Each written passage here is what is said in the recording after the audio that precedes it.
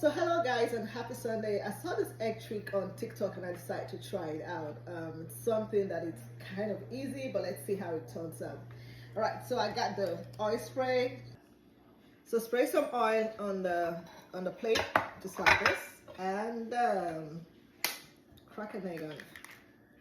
Voila. And just cover it. Let's go put it in the microwave. I'll put it in the microwave and set the timer for 1 minute. So now it's done. I'm gonna take it out and let's see how it looks like. Okay, reality check. Let's see how it turns out. No. It looks like this, right? See? Yeah. You see, I guess I'll do this. Thumb up.